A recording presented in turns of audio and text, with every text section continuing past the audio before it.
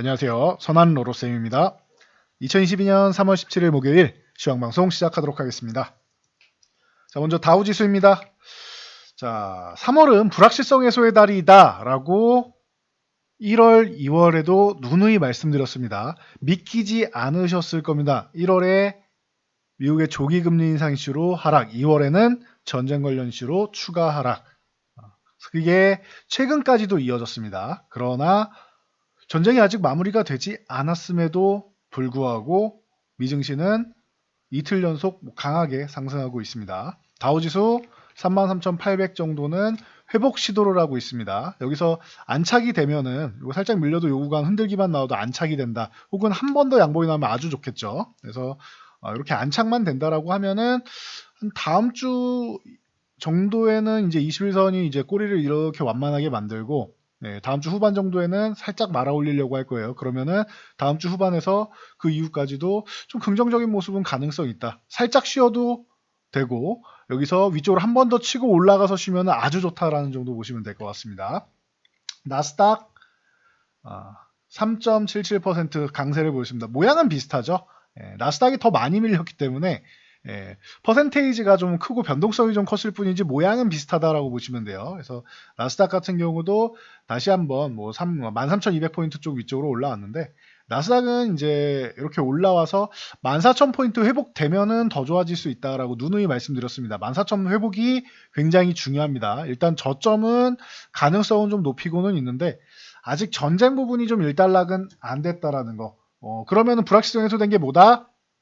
자, 3월에 해소된다라고 한 거, 대통령 선거, 우리 선물 옵션 만기일, 그리고 FOMC 정례회의가 끝났습니다. 금리는 예정대로 0.25%포인트, 25bp 인상을 했습니다. 자, 그런데 이 발언이 중요한데, 이 발언 사이에는 알고 보면 매파적이었어요. 자, 향후에 더 빠른 금리 인상 가능하다. 그럼 언제든지 0.5%포인트 50bp를 인상할 가능성이 있다. 빅스텝으로 언제든지 전환할 가능성이 있다. 근데 시작은 베이비 스텝이었다라는 정도로 보시면 됩니다. 그리고 대차 대표 축소를 5월에 논의 시작하겠다. 라고 얘기합니다. 하반기에 시작하는 거 아니었어? 상반기부터 논의를 해? 라고 매파적으로 받아들일 수 있음에도 불구하고 경제에 대해서는 제롬 파월 의장이 낙관적으로 얘기를 했더니 불확실성 해소다라고 지금 여기고 있습니다. 자, 그러면은 이 부분은 추후에 다시 한번 논란이 될 수는 있습니다. 일단락됐다기보다는 대차대표 축소를 5월에 시작한다 혹은 논의를 시작한다라는 부분에 대해서는 갑론을박이 벌어질 수 있다. 하지만 지금은 우선적으로는 0.25 인상을 했고 그리고 경기에 대한 낙관적인 발언으로 해서 현재는 불확실성 해소에다가 키포인트를 맞추고 있다. 누가? 시장이. 이렇게 알아들으시면 됩니다. 여기에 전쟁 관련해서도 러시아 우크라이나가 15개 항으로 된 구체적인 협의로 지금 논의를 진행하고 있습니다. 그래서 젤렌스키 대통령도 회담에서 서로 입장이 격차가 컸는데 이제는 서로의 입장이 현실성을 띠기 시작했다라고 합니다.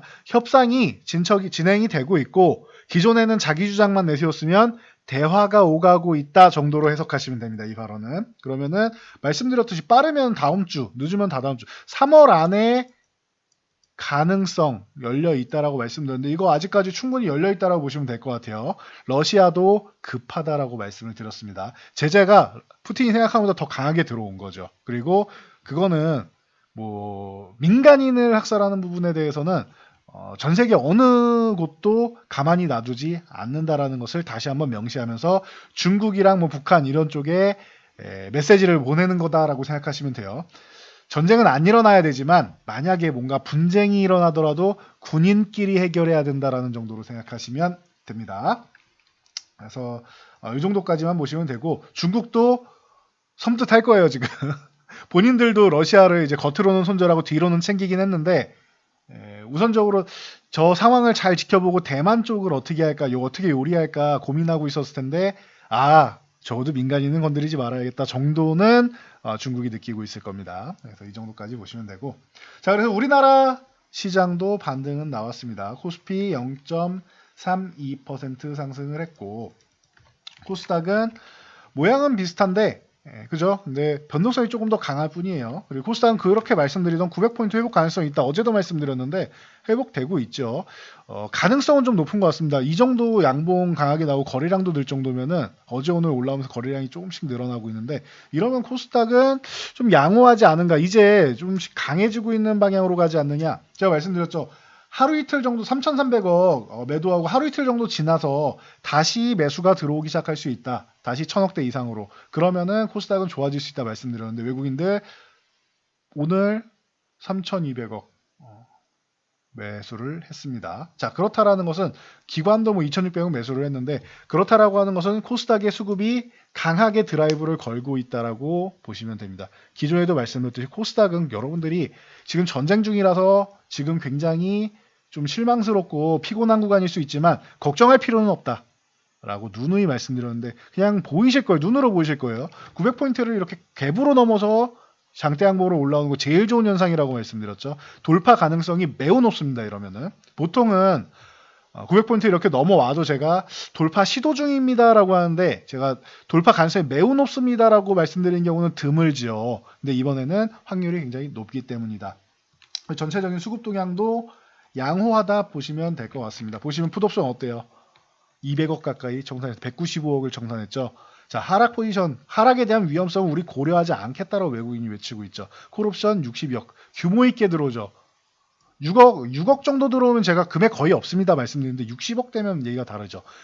200억 가까이 되는 금액은 더 얘기는 다르죠. 그러니까 하락 포지션을 강하게 청산하고 상승 포지션을 강하게 구축했다. 선물 매수로 안 한 거는 좀 유일한 오게티라고 보시면 돼요. 근데 그렇다고 뭐 크게 매도한 건 아니기 때문에 오늘 수급 굉장히 좋았다. 이러면은 그동안 계속 말씀드리던 전쟁이 완전히 끝나서 합의가 된 이 문제가 아니라 전쟁 합의 가능성이 열리는 부분에 대해서도 이제 끝날 가능성이 생기는구나. 더 심화되지 않겠구나라고 안심을 하는. 물론 이건 우리가 정하는 건 아닙니다. 푸틴의 마음이 언제 돌아설지 모르겠지만 과거에 미중 무역 분쟁할 때도 중국에서 합의문 작성하다 찢어버렸다라고 말씀드린 적 있죠. 그래서 다시 한번 깊은 골로 빠진 적이 있는데 언제 그런 상황이 나올지는 아무도 모릅니다. 하지만 현재 돌아가는 상황은 러시아가 위기를 느끼고 있구나 정도는 우리가 충분히 예상할 수 있는 수준입니다. 그래서 푸틴이 이 이상 무리는 안 할 것 같은데라고 외국인들은 지금 현재 심증으로 수급으로 보여주고 있는 것입니다. 그래서 이 정도까지 보시면 되고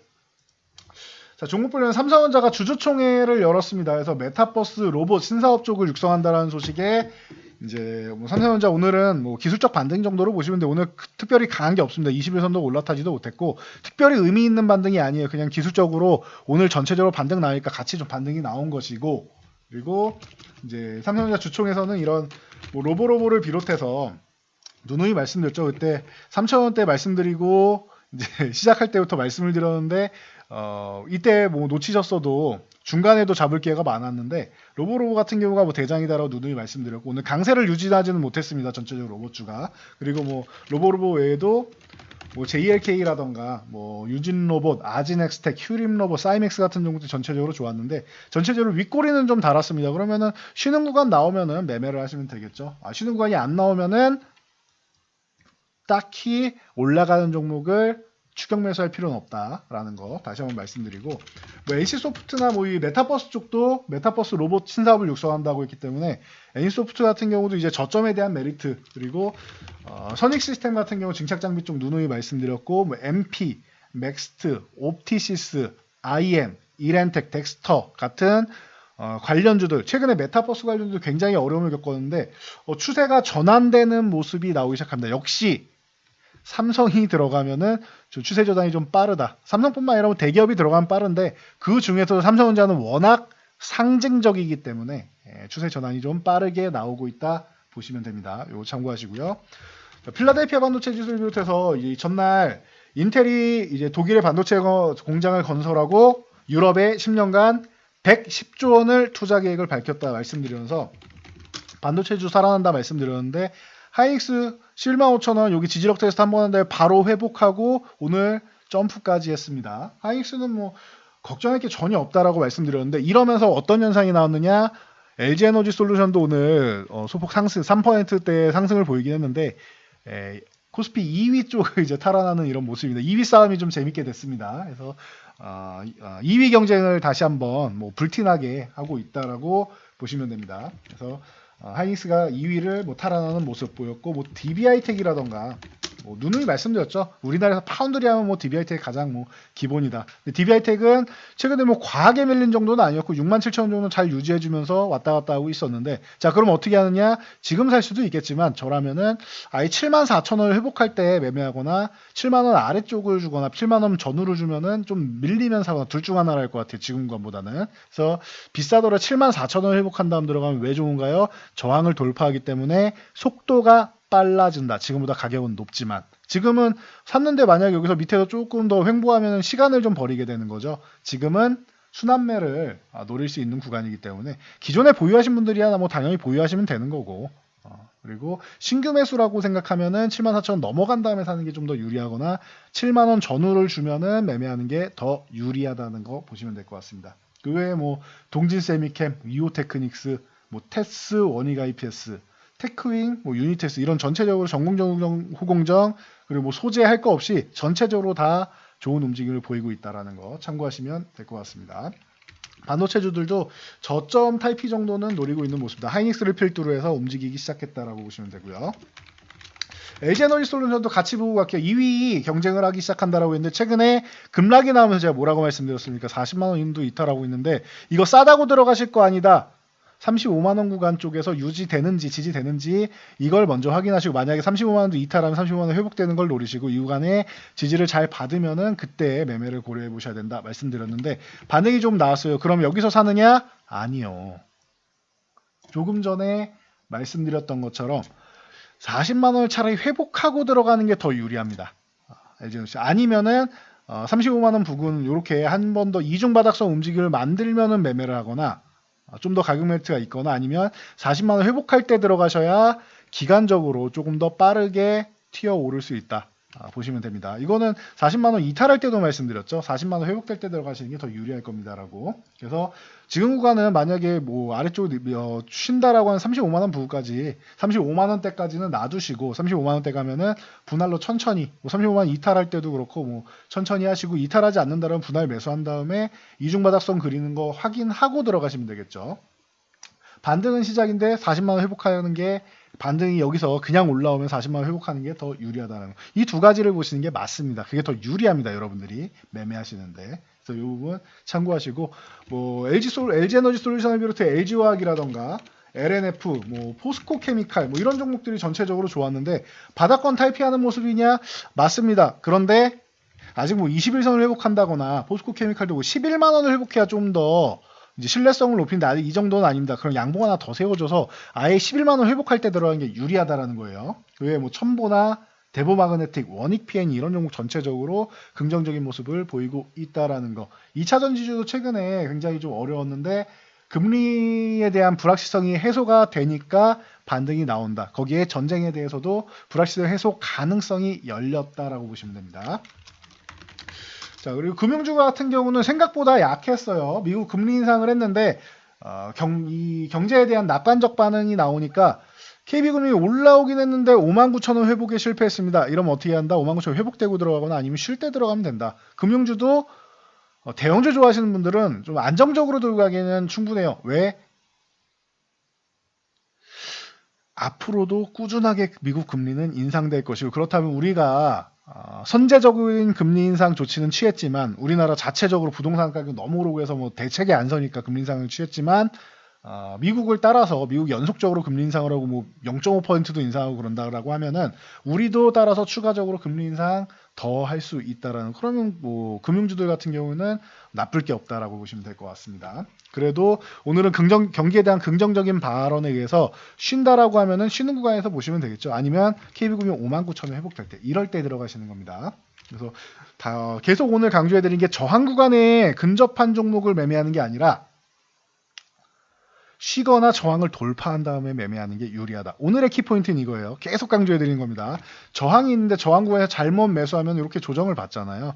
추후에 돌파하더라도 시간이 걸리는데 이 종목을 그냥 보유하신 분들이라면은 어차피 나는 들고 있으니까라고 생각하는데, 신규 매수하신 분들은 굳이 저항 구간에 있는 종목을 매매할 필요 없다라는 거 다시 한번 강조해 드리도록 하겠습니다. 자, 이번에는 주가는 올랐는데 좀 안타까운 소식은 뭐 신규 확진자 60만 명을 돌파했다라는 것입니다. 그래서 뭐 일동제약 같은 경우가 뭐 가장 대표적이다라고 말씀드렸죠. 지금은 일동제약은 너무 올라서 좀 쉬는 타이밍을 좀 보면서 가야 되지 않겠냐. 물론 기대감은 가장 빠르다고 했어요. 시오노기와 함께 4월에 기무사용 승인 신청 받는 것을 얘기하는데 목표로 하고 있으니까 제일 빠르죠. 근데 최근에 좀 주가 동향이 좀 좋고 하다 보니까 주의 종목에도 들어가 있고 투자 주의 종목에 올라 있습니다. 그래서 뭐 올라가는 종목을 따라잡지는 마시고 예를 들면 6만 원을 돌파하면 그때 보신다라고 하면 모르겠는데 따라잡지는 마시고 아니 쉴 때 한 5만 원 부분까지 쉬어준다라고 하면 그때 분할로 조금씩 담아 보시고 무리해서 담을 필요는 없어요. 이런 종목들 같은 경우는 최근에 좀 많이 올라와 있으니까. 그래서 너무 올라서 쉬는 타이밍 기다려봐야 하는 종목이다. 그러면 일동제약 대안으로 제가 말씀드렸던 종목 기억나시나요? 일동제약 다음으로 볼 만한 거 뭐가 있다?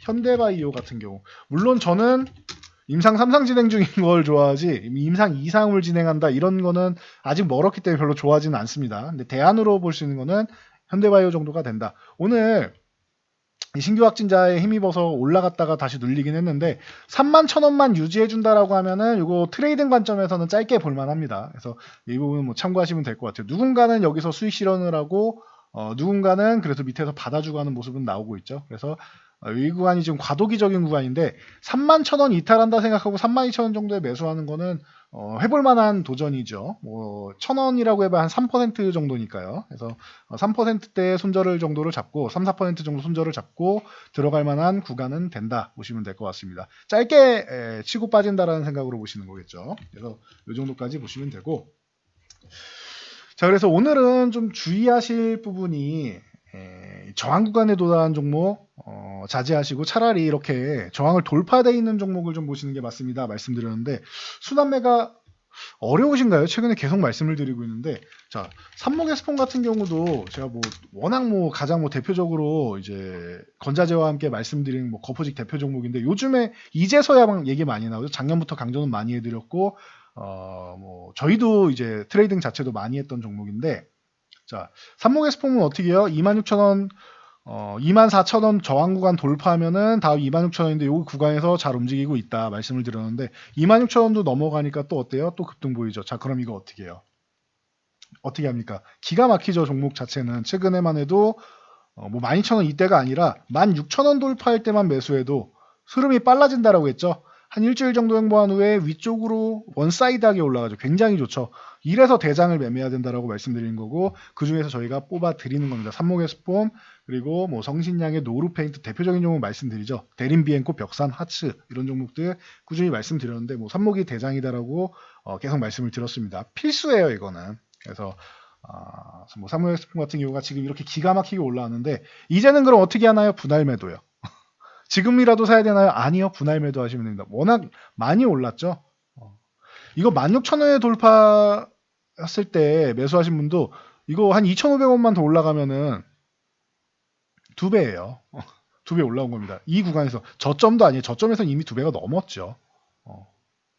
그렇기 때문에 이제는 좀 비중을 좀 줄이는 구간 쪽으로 보유하신 분들의 영역이고 어디서 얼만큼 줄일 거예요. 나는 뭐 30%씩 좀 천천히 줄일래 아니면 나는 적극적으로 절반씩 줄일래 이 수익 실현을 하는 단계지 신규로 접근하는 단계는 아니라고 봅니다. 그래서 보유하신 분들의 영역이고 지금은 만약에 보유하신 분들도 휴식 구간이 나온다. 그럼 뭐 28,000원 유지해 준다라고 하면은 좀 버텨볼 만하겠죠. 지금 수익이 많이 나셨으니까. 근데 28,000원 이탈을 한다라고 한 차례 수익 실현 28,000원 유지해준다? 그러면 보유하신 분들만 좀 버텨보는 조금 더 들고 가거나 일부만 수익 실현하고 들고 가는 이런 정도의 개념으로 보시면 됩니다. 저라면은 이 정도 수익 나왔다라고 28,000원 이탈하면 그냥 전량 청산한다라고 생각하고 천천히 분할 매도를 시도하도록 하겠습니다. 이렇게 보시면 되고 축하드리고요. 자 그래서 그러면은 다음은 또 뭐냐?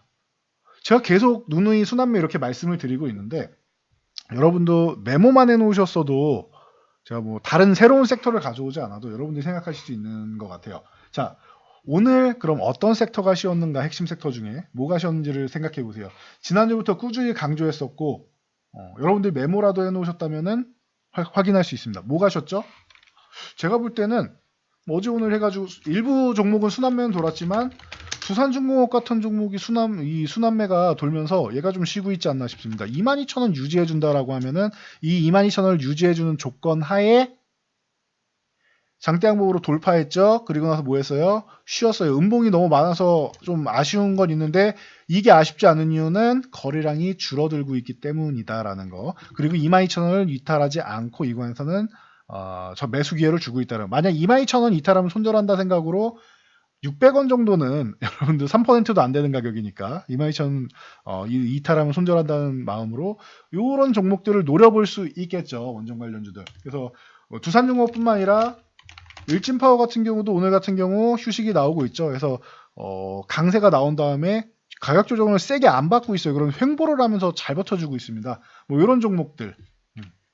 그리고 한전기술, 뭐 한전산업, 뭐 우리기술 이런 종목들 올라온 다음에 음봉이 많은 거는 뭐 불편하지만 21선 올라올 때까지 잘 기다렸죠. 그러니까 이런 종목들, 이런 거 이제 83,500원 이탈하면 뭐 정리하겠다, 손절하겠다라는 생각으로 이렇게 보는 수가 있죠. 아니면 이 양봉 상단인 이 87,000원 구간 이탈하면 짧게 난 보겠다 하시는 분들도 가능하겠죠. 이렇게 손절가 짧게 잡고 들어가 보는 것도 방법이 될 수 있습니다.